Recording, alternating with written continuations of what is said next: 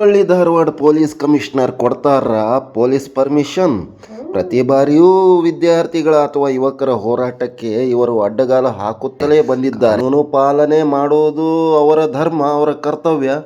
ಆದರೆ ಸಂವಿಧಾನಬದ್ಧ ಹಕ್ಕನ್ನೇ ಇವರು ಕಸ್ಕೋತಾರಂದ್ರೆ ಏನು ಮಾಡ್ಲಿಕ್ಕೆ ಬರೋದಿಲ್ಲ. ಈ ಘಟನೆಗಾಗಿ ಪೊಲೀಸ್ ಪರ್ಮಿಷನ್ ಕೊಡ್ತಾರೋ ಬಿಡ್ತಾರೋ ಗೊತ್ತಿಲ್ಲ. ಆದರೆ ನಾಡಿದ್ದು ಮಂಗಳವಾರ 23/6/26ರಂದು EIDYO ಅಂದರೆ ಆಲ್ ಇಂಡಿಯಾ ಡೆಮೊಕ್ರಾಟಿಕ್ ಯೂತ್ ಆರ್ಗನೈಜೇಷನ್ದವರು ಅಖಿಲ ಭಾರತದಾದ್ಯಂತ ಒಂದು ಪ್ರತಿಭಟನೆಯನ್ನು ಹಮ್ಮಿಕೊಂಡಿದ್ದಾರೆ. ನಮಸ್ಕಾರ ವೀಕ್ಷಕ ಮಹಾಪ್ರಭುಗಳೇ, all India social media union ಪ್ರಸ್ತುತಿ ಉದಯ ನ್ಯೂಸ್ಗೆ ನಿಮಗೆಲ್ಲ ಸ್ವಾಗತ. ನಾನು ಗುರುರಾಜ್ ಮಾಡುವ ನಮಸ್ಕಾರಗಳು. ಈ ಕುರಿತಂತೆ ರಾಷ್ಟ್ರೀಯ ಪ್ರಧಾನ ಕಾರ್ಯದರ್ಶಿಗಳಾದ ಚಿತ್ತರಂಜನ್ ಹಾಗೂ ಸ್ಥಳೀಯ ಪದಾಧಿಕಾರಿಗಳು ಜೊತೆಗೂಡಿ ಧಾರವಾಡದಲ್ಲಿ ಒಂದು ಪ್ರೆಸ್ ಮೀಟನ್ನು ಅರೇಂಜ್ ಮಾಡಿದರು. ಆ ಪತ್ರಿಕಾಗೋಷ್ಠಿಯಲ್ಲಿ ಅವರು ಮಾತನಾಡುತ್ತಾ, ಸರ್ಕಾರ ಅಧಿಕಾರಕ್ಕೆ ಬಂದು 3 ವರ್ಷ ಕಳೆದಿವೆ. ಕೇವಲ ರಾಜಕಾರಣಿಗಳು ಅಧಿಕಾರಕ್ಕಾಗಿಯೇ ಬಡಿದಾಡುತ್ತಾ ಒಂದು ಸಂದರ್ಭವನ್ನು ನಾವು ನೋಡಿರಬಹುದು. ಆದರೆ ನಿರುದ್ಯೋಗಿಗಳ ಬೇಡಿಕೆಗಳನ್ನು ಯಾರೂ ಈಡೇರಿಸಲಿಲ್ಲ, ವಿದ್ಯಾರ್ಥಿಗಳ ಬೇಡಿಕೆಗಳನ್ನು ಯಾರೂ ಈಡೇರಿಸಲಿಲ್ಲ. ಅದಕ್ಕಾಗಿ ನಾವು ರಾಜ್ಯಾದ್ಯಂತ ದೇಶಾದ್ಯಂತ ಪ್ರತಿಭಟನೆಯನ್ನು ಹಮ್ಮಿಕೊಂಡಿದ್ದೀವಿ. ಈ ಕುರಿತಂತೆ ಪತ್ರಿಕಾಗೋಷ್ಠಿಯಲ್ಲಿ ಏನೇನು ಮಾತನಾಡಿದರು ಪದಾಧಿಕಾರಿಗಳು ಎಂಬುದನ್ನು ನೋಡೋಣ, ಕೇಳೋಣ ಬನ್ನಿ. ಯಾವಾಗಲೂ ಸದಾ ಲಿಂಕ್ನಲ್ಲಿರಿ ಉದಯ ನ್ಯೂಸ್. ನೀವು ಯೂಟ್ಯೂಬ್ನಲ್ಲಿ ಉದಯ ನ್ಯೂಸ್ 9 ಅಂತ ಹೊಡೆದ್ರೆ ನಿಮಗೆ ಬರುತ್ತೆ.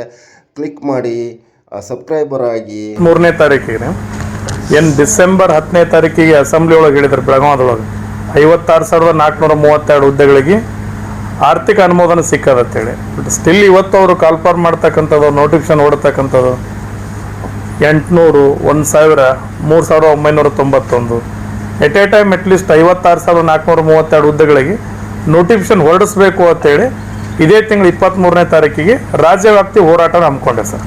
ಭಾಳ ಪ್ರಮುಖವಾದಂಥ ಬೇಡಿಕೆ 56,432 ಹುದ್ದೆಗಳಿಗೆ ಕೂಡಲೇ ನೋಟಿಫಿಕೇಶನ್ ಹೊರಡಿಸ್ಬೇಕು ಅಂತೇಳಿ. ಎರಡನೇದಾಗಿ ಮೊನ್ನೇನು PC ಕಾಲ್ಫಾರ್ಮ್ ಮಾಡ್ಯಾರ ಸರ್. ಇವತ್ತು ದುಬಾರಿ ಶುಲ್ಕ ಇಟ್ಟಾರ, 750 ರೂಪಾಯಿ ಮಾಡ್ಯಾರ ಸರ್. HK ನಾನ್ HK ಎರಡು ಹಾಕ್ಬೇಕಂದ್ರೆ 1,500 ರೂಪಾಯಿ ಹಾಕ್ತಾರೆ.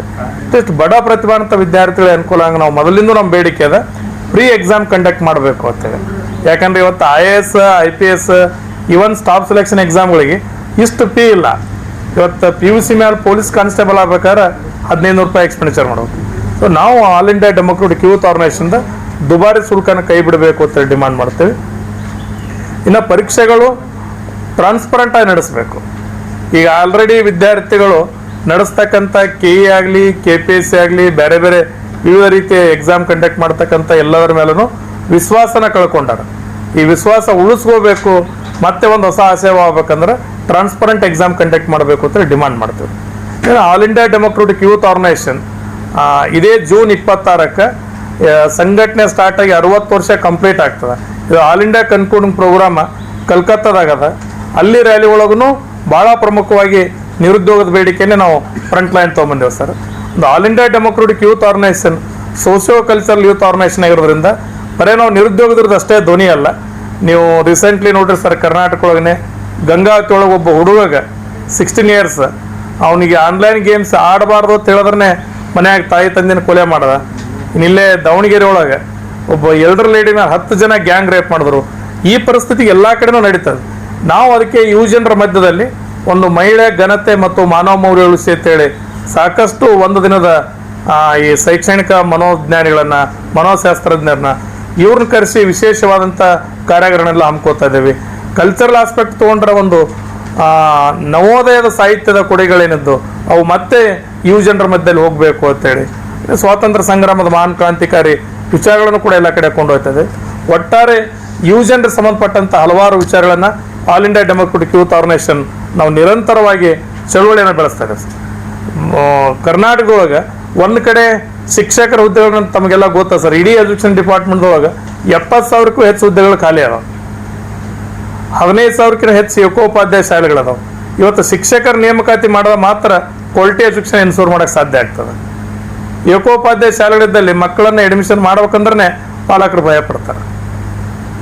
ಈಗ ನಾವು ಆಲ್ ಇಂಡಿಯಾ ಡೆಮೊಕ್ರಾಟಿಕ್ ಯೂತ್ ಆರ್ಗನೈಜೇಷನ್ನಿಂದ ಹಿಂದಿನ ಸಚಿವರು ಶೀಘ್ರದಲ್ಲಿ ನೇಮಕಾತಿ ಅಂತ ಹೇಳಿ 3 ವರ್ಷ ಕಳೆದರು, ಒಂದೇ ಒಂದು ಶಿಕ್ಷಕ ಹುದ್ದೆಗಳನ್ನು ಭರ್ತಿ ಮಾಡಲಿಲ್ಲ. 15,000 ಶಿಕ್ಷಕರ ಹುದ್ದೆಗಳನ್ನು ಶೀಘ್ರದಲ್ಲೇ ಬಟ್ ನೋಟಿಫಿಕೇಶನ್ ಇಲ್ಲ. ನೋಟಿಫಿಕೇಶನ್ ಹೊರಡಿಸ್ಬೇಕು ಅಂತೇಳಿ ನಾವು ಆಗ್ರಹಿಸ್ತೀವಿ. ಬರೇ ಬಾಯಿ ಮಾತಿಂದು ಒಂದು ಸ್ಟೇಟ್ಮೆಂಟ್ ಕೊಟ್ಟರೆ ಸಾಲಲ್ಲ, ನೋಟಿಫಿಕೇಶನ್ ಹೊರಡಿಸ್ಬೇಕು ಅನ್ನೋದು.